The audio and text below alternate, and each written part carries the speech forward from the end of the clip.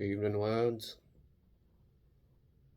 Today, I decided to talk about some movie tie-in games I like, and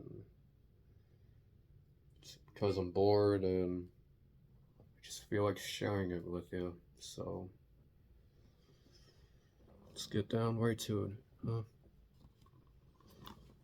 First game we got here is Mad Max. For Mad Max, it's an open world game. Get to drive around in an apocalyptic Australia.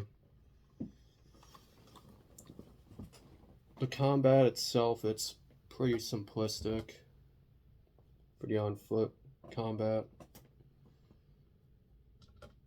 The vehicular combat, it's where the most fun is at.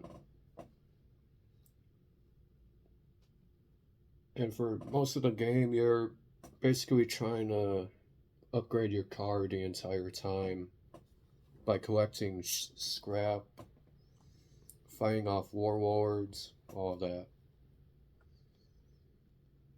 It's a pretty nice game for what it is. Another thing is it's pretty underrated too. And it kind of released at a bad time too. Released when Metal Gear Solid 5 came out, and yeah, basically just a lot of people didn't really notice it like that. I ain't trying to harp on Metal Gear Solid 5. I like that game too. Just felt like Mad Max just released at a bad time. Next game we got, it's the Riddick games. Reason why I said games instead of Assault on Dark Athena. This one, it's basically just two games mixing together, really. It's Escape from Butcher Bay and Assault on Dark Athena itself. Butcher Bay, it's the entire time you're escaping prison, really. I don't know how to describe the gameplay. It's sort of like an immersive sim mixed with an FPS and stealth.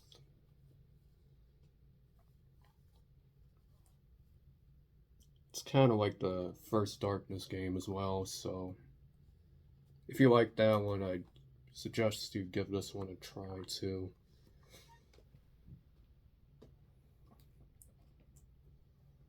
And the cutscenes, I never really liked long cutscenes myself, but cutscenes for Riddick, they're pretty much they're pretty good. Next game we got is Scarface.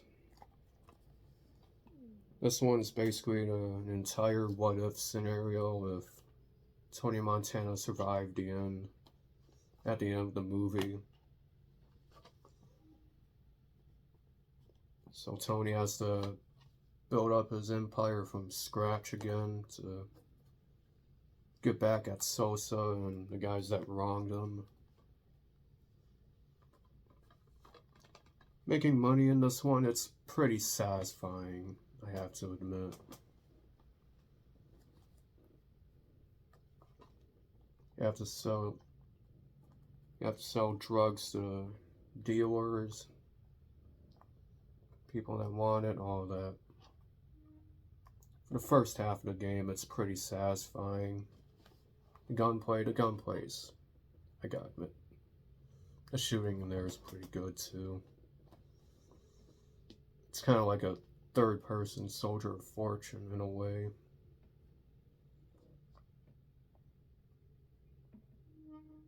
What else? Sorry, bear with me, I tend to pause a lot. And I don't got my thoughts at the ready like that.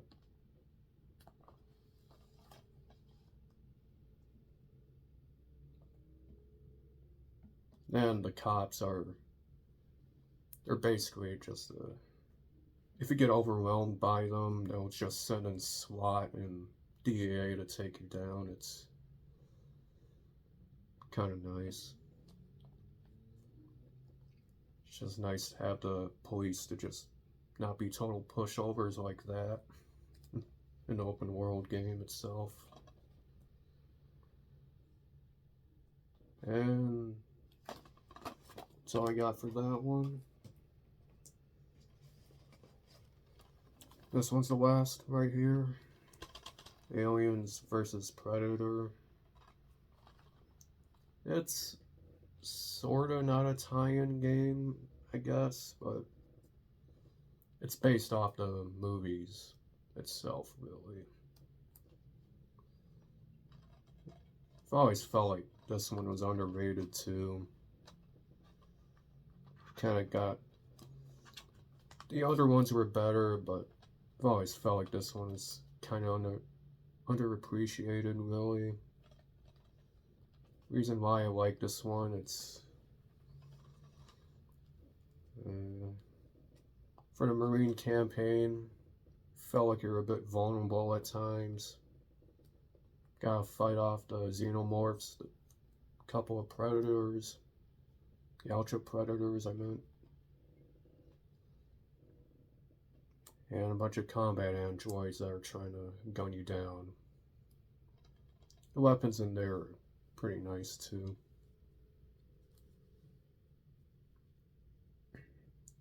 The only downside to one of them is that the pulse rifle, it kind of feels underpowered compared to the other games and the movies itself, really. Excuse me. For the Alien and Predator campaigns, just make you feel like a total monster, just stalking the entire planet, taking out the Marines and xenomorphs themselves, predators themselves, you name it. The executions in this one, that's what I liked about the game, really. Missed it when the executions were just brutal to watch and kind of satisfying to pull off. Yeah, I'm starting to sound like a psycho. Well, it's kind of all I have, really. If you liked the video, well, go on ahead and like the video, and I guess subscribe if you want. I don't really care. I don't plan on... Well, I kind of want to, but... yeah, never mind.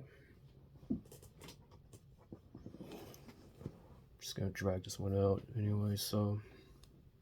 And with that, see you a lot around.